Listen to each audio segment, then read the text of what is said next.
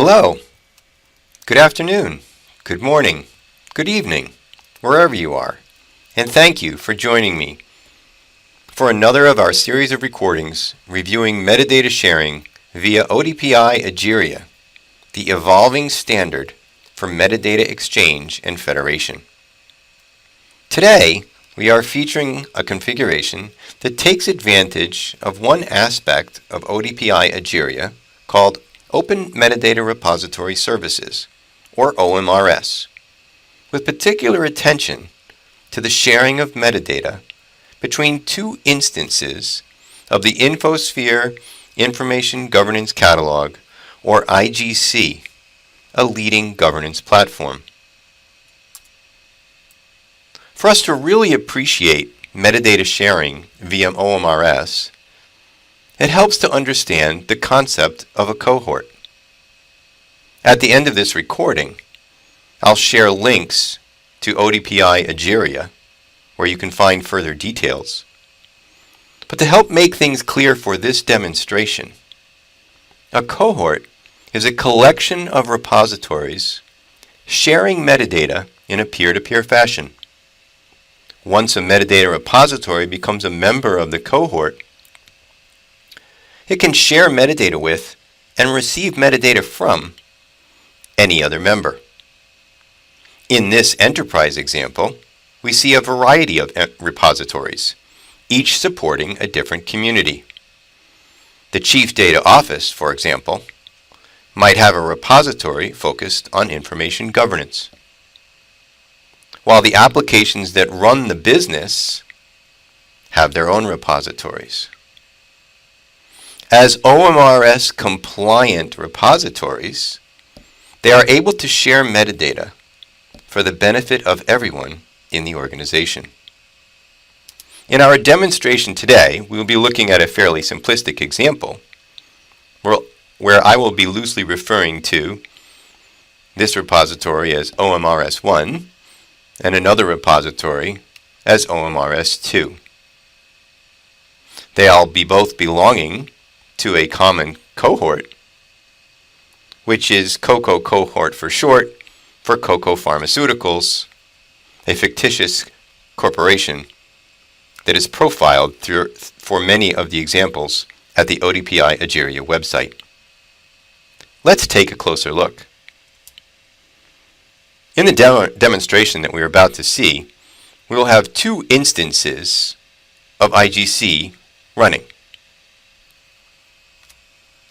There are various options for a repository to implement metadata sharing via OMRS. One of these is the AdapterPattern. Using that option, a repository is paired with its own independent server that in ODPi Egeria we refer to as a repository proxy. IGC utilizes the AdapterPattern, and as such, each IGC repository has its own repository proxy.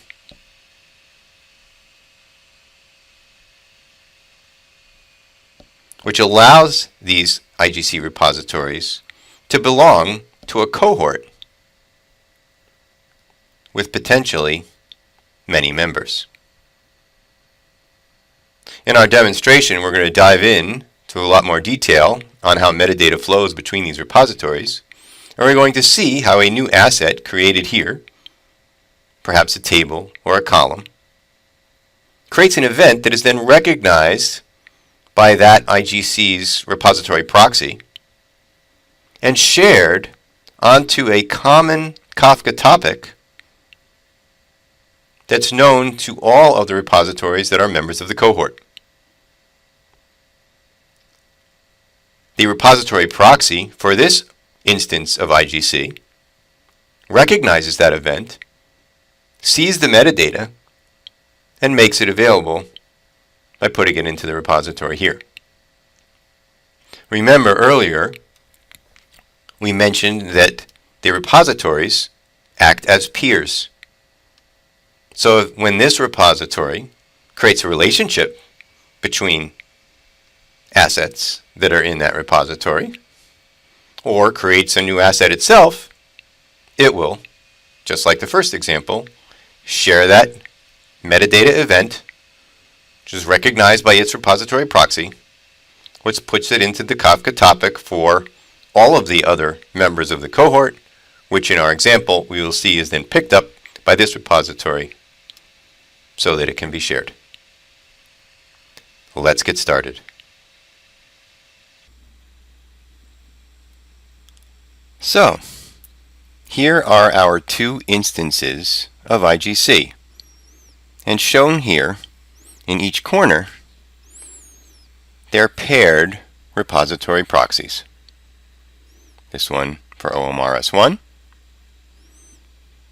and this pair for OMRS 2. Now I realize this is a very busy screen with a lot of different windows open, but this is so we can monitor the Kafka traffic and actually see the metadata as it flows between the repositories using OMRS. This window here, obviously this is a browser running IGC with our interface. We are illustrating the event topic for events that occur within that repository related to metadata. We are showing the repository proxy console so we can see the activity as it is recognized by that repository proxy, shared in the Kafka OMRS topic, picked up by another member of the cohort, and applied to this other repository. And we will see the same in reverse for a related set of metadata activities. So for illustration purposes, we will imagine that the IGC on the left is managed by the application development team, who is submitting technical metadata for review, and that the IGC on the right is managed by the corporate compliance team, who reviews applications for various naming standards and for regulatory compliance reasons. For those of you that know Information Server and IGC, you know that there is a component called the Metadata Asset Manager, where metadata administrators can review metadata before it is actually put into the repository, and then, of course, available to all the repositories in the cohort.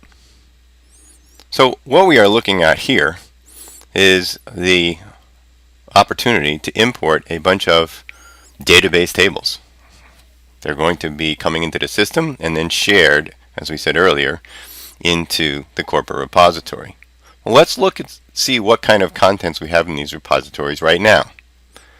So we come into this IGC and look at what's called implemented data resources, which is where database tables and columns are kept and cataloged, and it is completely empty.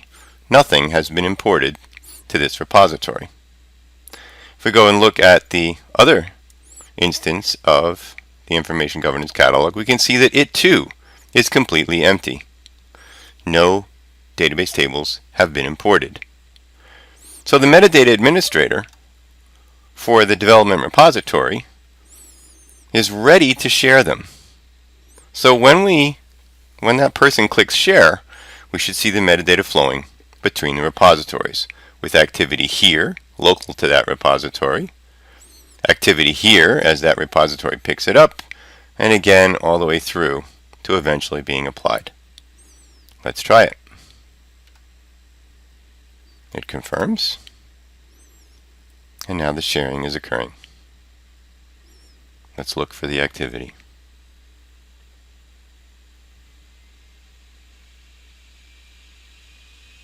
It begins. It's moving or sharing all of the table and column metadata between the repositories. Let's let that cook for a little while, and we'll come back when it's finished.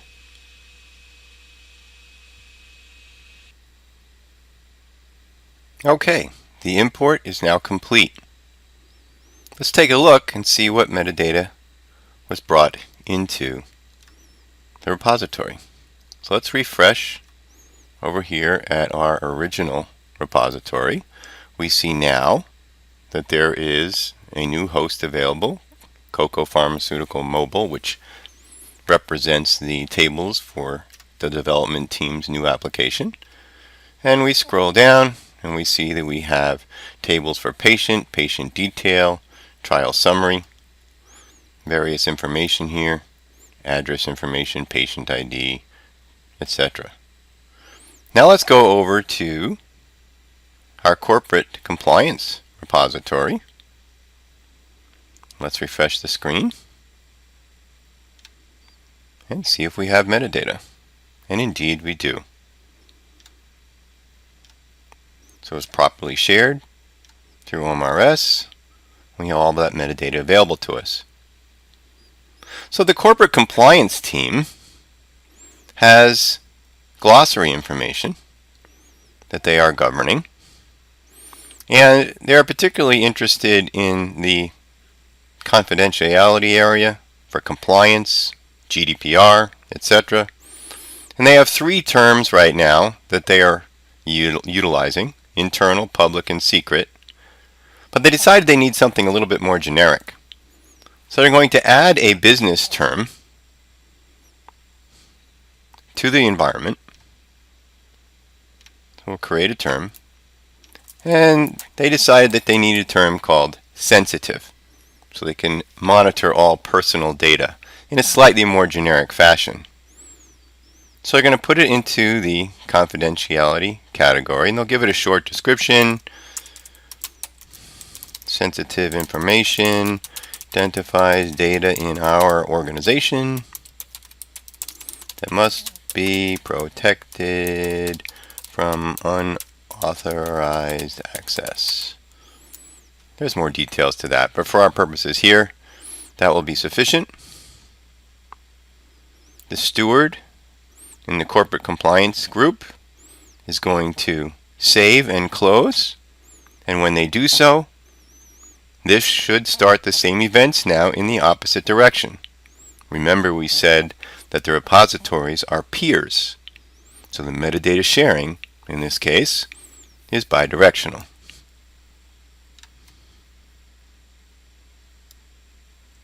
We see activity quickly occurring.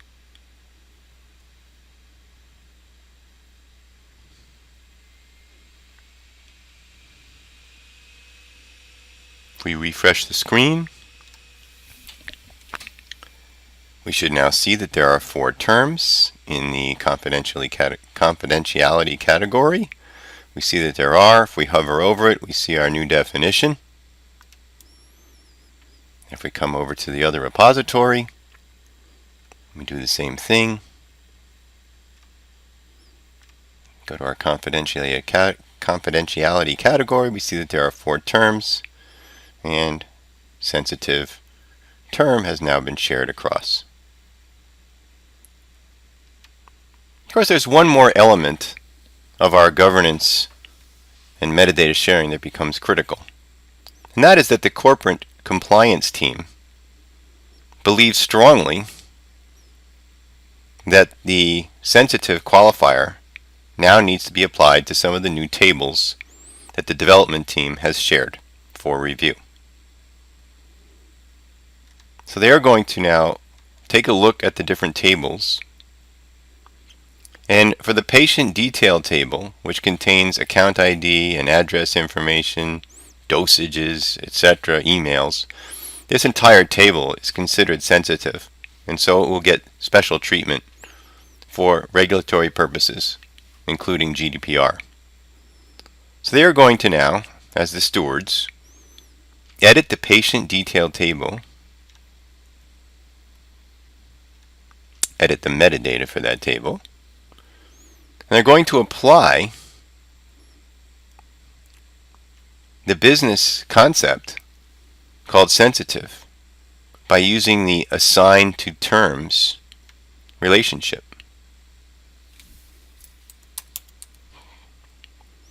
they pick up the term sensitive.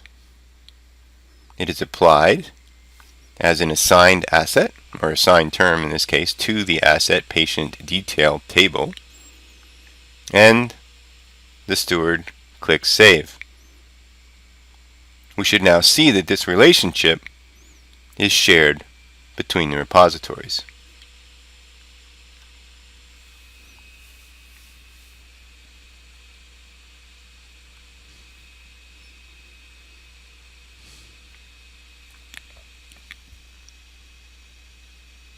Once again, we see the activity going through OMRS, and at this point we should be able to see in the other repository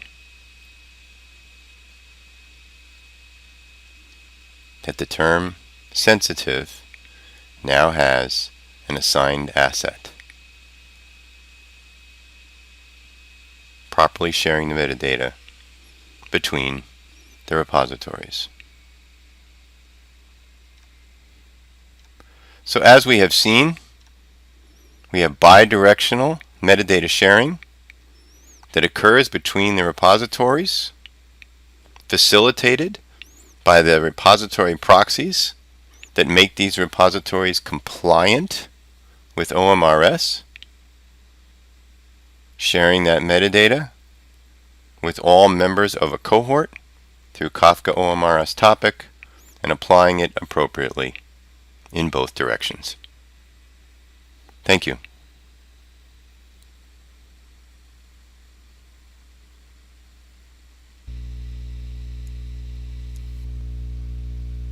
As mentioned earlier, here are some useful links to give you more information about ODPi, Egeria, and specifics on OMRS. Thanks again.